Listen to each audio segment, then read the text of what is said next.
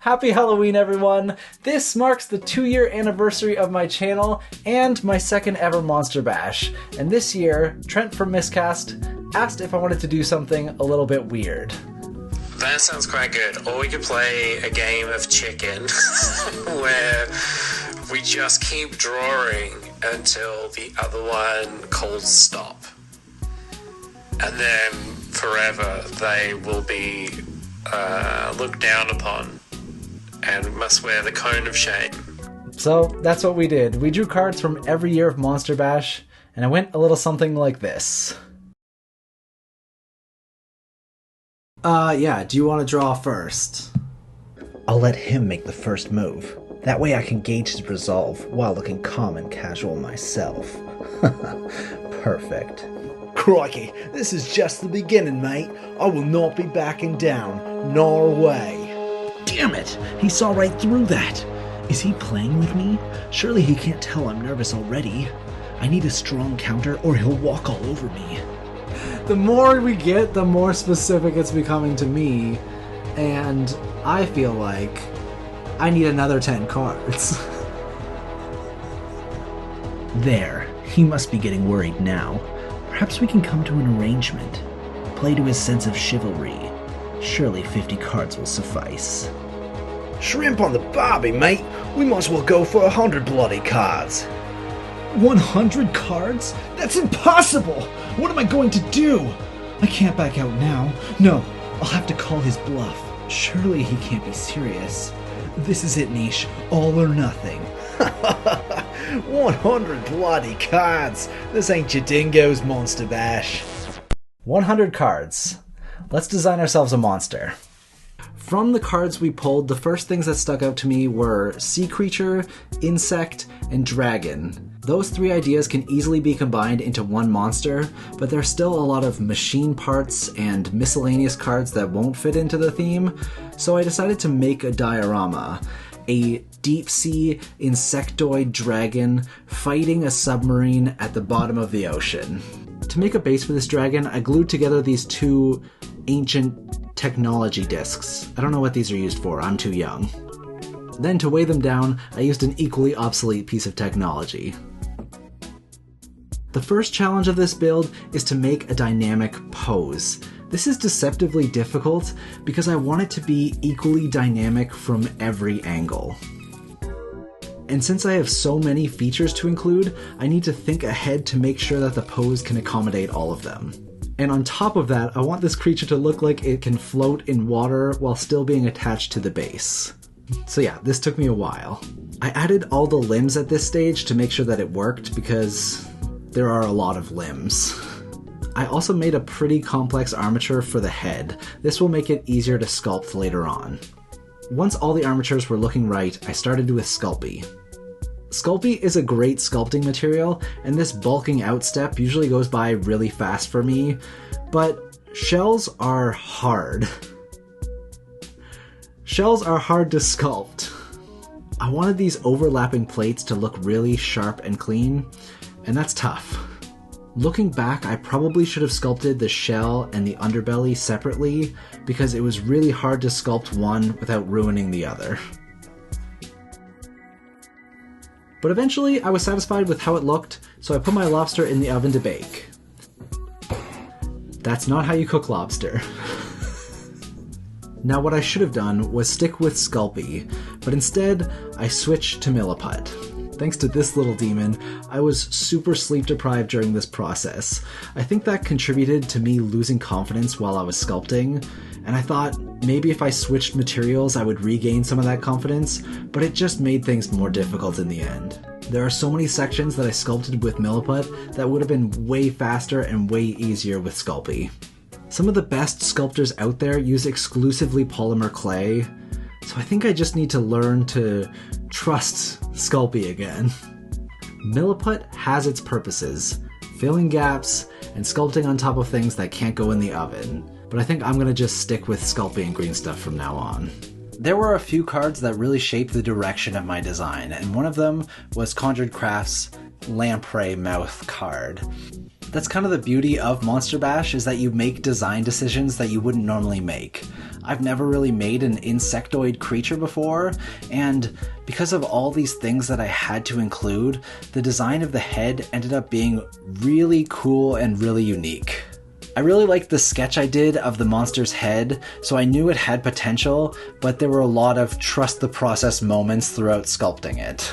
I felt like I liked it a little bit more every time I added something, but I knew I was going to have to rely on my green stuff sculpting to bring it all together. I can't describe how every single card was used in this video, because that would make the video far too long, but I will mention it when my interpretation is particularly clever. One of those clever interpretations was this card of Monster Bash cards.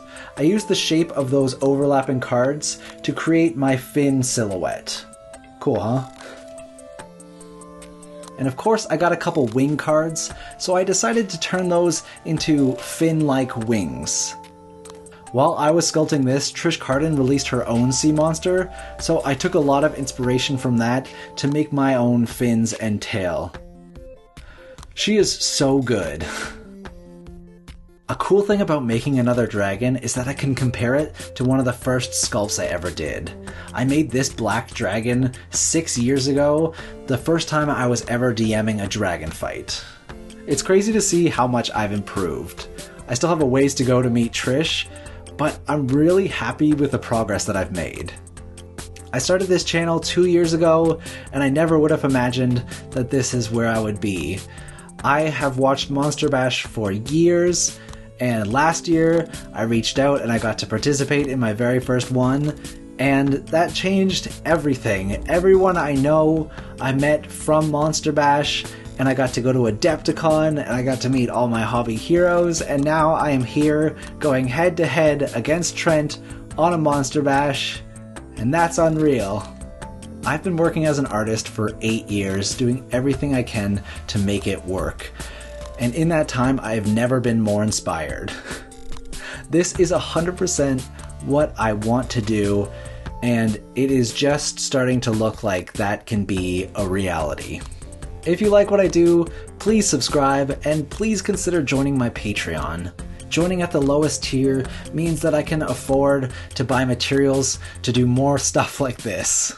I do a bunch of commission work to support myself while I make these videos, but I would love to do this full time. The best way to help me get there is to support me over on Patreon.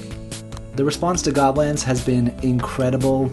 Everyone in this community is so unbelievably kind, and it is just such a great feeling to be excited about what I'm doing every day. So thank you for that. Alright, stop being a sap. Let's get back to the build. So the sea monster is pretty much there, but I still need to make a sub and a sea floor. So let's design a sub. Another particularly clever interpretation came from these high heel cards. I used the shape of the high heel to create the silhouette of the hull of the submarine. I found a couple perfect bits for this, but boy oh boy has it been a while since I have done a junk build. Kit bashing is hard. Folks make it look easy, but it's hard and I am rusty. One of the ways I made this project even harder on myself was to try and keep this bit of plastic transparent. It is so hard to keep plastic clean while kit bashing, but I had a vision of a visible interior and I was determined to make that work.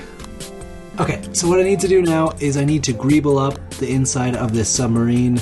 Doesn't have to be great, it just has to look kind of like a seat and a steering wheel. That's all. Don't go crazy, this is a message for me. Okay. Also, I got this goblin card, so you know I had to put a little goblin rider in there.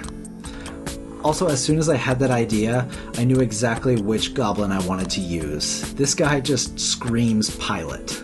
I had to resist the urge to repaint this mini because I'm a maniac, but I knew it was barely going to be visible, so I just glued him to the chair and gave him some new little legs. I used Milliput to blend some of these plastic areas together, and then EVA foam to create some kind of metal paneling. I knew as soon as we started drawing cards that we were going to get a buzzsaw arm. I just knew it. But I thought it was pretty clever to use a gear as the buzzsaw blade. The arm ended up looking really cool, but it did take forever, and I did have to sacrifice this robot. I just don't have a lot of sci-fi bits. I added a bunch of little greebles inspired by the cards, and then I filled the gaps with some modeling paste. But with that, the sub is done, and we are ready to move on to the base. Initially, I was planning on destroying the submarine and having it half submerged in the sand at the bottom of the sea monster's base, but I put too much work into it and I liked it, so I decided to let the goblin live and have them facing off. This meant that I needed a much bigger base for my diorama, so I bought a clipboard from the dollar store and I used that as the base. I decided to keep the sea monster's base removable so that I could easily use it for other games. To create the ocean floor effect, I gathered together all the organic trash that I could find. At this point, I was running out of time and I needed to make this fast. So with no planning, I glued down cork, pieces of bark, real rocks, and plaster rocks to make the coral structures. When making organic scenery like this, it's really important to look at references. There's kind of a formula to making this look like sea life and not just a bunch of random rocks. I could see that it was working at this stage, but to unify it all together, I slathered on some goop made out of Mod Podge, modeling paste, baking soda, and some rocks. And once that was kind of dry, I started gluing on the sea plants. To make these, I hot glued some dollar store plants, some beads, some animal toy bits, some leftover resin bits, some sponges, some failed experiments, basically going wild, gluing down any organic shapes that I could find in my studio, including off my floor. This cave card combined with these egg cards gave me the idea to create a little nest of dragon eggs that's hidden inside of this coral cave, and that's what the monster is protecting. This coral cave might look a little familiar if you too have a habit of leaving your TV on. The structure is made out of cork and then I sculpted with milliput on top. This will be a nice little house for my eggs. We got a couple skull cards as well as this grave card, so I decided to make a scattering of bones from all of the sea monster's past victims. I had a couple extra hand cards as well as a leg card that I couldn't use, so I added those as bones from past victims as well. These little wormy cards were kind of stumping me for a while, but then I decided to make a couple of these eggs hatching and you can see the little dragon babies coming out. To finish off the terrain, I added some sand. Making this underwater terrain was by far my favorite part of the project. I was really surprised with how quickly it came together and how good it looks. I am really happy with this underwater scene. I got a couple of injury cards, so to finish off the dragon, I went in with my hot wood burning tool and I gave it some appropriate wounds. But with that, it's ready for painting.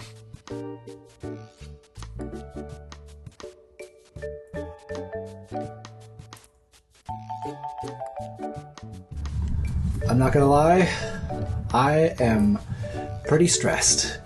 I really like the way this is looking. I really want to do it justice, and I really care about this project and Monster Bash. And I'm going to put my all into this, but I've only got a day or so to paint. Was 100 cards a mistake? No way. This has been a lot of fun. I just wish I had more time. I'm going to stop wasting time doing this. Let's go! I didn't have time to do a colorful coral reef, so I decided to go with a deep blue color scheme instead. I started by spraying it with some black primer, and then added a little bit of purple and some red on top, because that's the colors that I had. Once it was dry, I washed it with some blue, green, and magenta contrast paints. And then I went in with a final top coat of a light teal color. I got this bell card, which I interpreted as a brass color scheme for the submarine. I spray painted the submarine in gold, which I really regret. The gold spray paint kind of repelled my mini paints, so I wish I had just gone in with a base coat of metallic instead. At this point, I am out of time, so I used some blue contrast paints for the outside of the shell and some light yellow for the underbelly.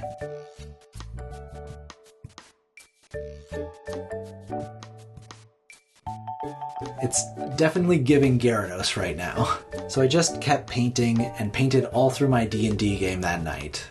But I wasn't really happy with the placement of my colors, so I repainted some of the yellow areas white, and I think that helped.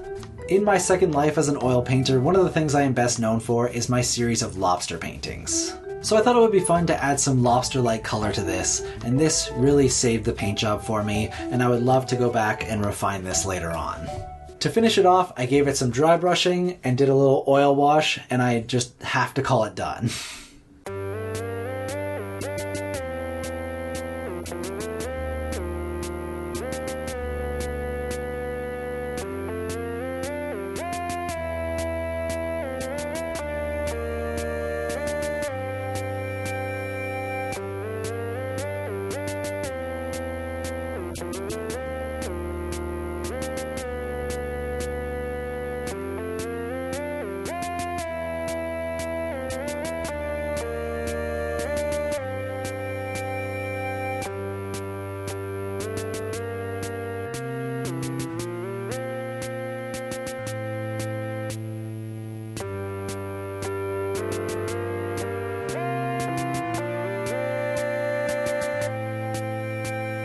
A bunch of my friends did Monster Bash this year, so please go and watch all of their videos. There will be a playlist of all of them in my video's description. So of the 100 Monster Bash cards, which ones gave me the most trouble? First is Noe's garlic card. I just had no way of interpreting this, so I just sculpted a little garlic bulb and I put it down as a plant, and it looks fine. Second is this incense burner card. I tossed around a couple of ideas, finally deciding to carve that pattern into the dragon eggs, and I think that's kind of neat. Lastly, the most difficult card to interpret was this sewn mouth card. I had no idea how to interpret this card. Eventually I settled on just throwing a rope over one of my skulls. This was maybe my laziest interpretation, but give me a break. There were 100 cards! This project absolutely wrecked me. I am exhausted. I'm going to sleep for a week when this is all done, but I am really pleased with how it turned out. I cannot believe there are 100 different prompts in this diorama. That is just wicked. Let's see what Trent thinks. No way. No, oh my god, let me big scream this. Oh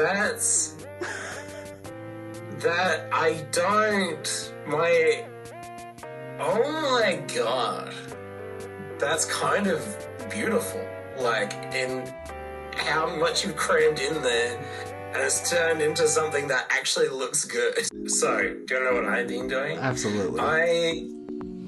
So the reason why I need to see what yours looks like is because, secretly, as work in progress pictures have come in from everyone, I've been turning everyone's monsters into a tabletop RPG for Monster Bash, so we could continue doing Monster Bash forever. Shut up.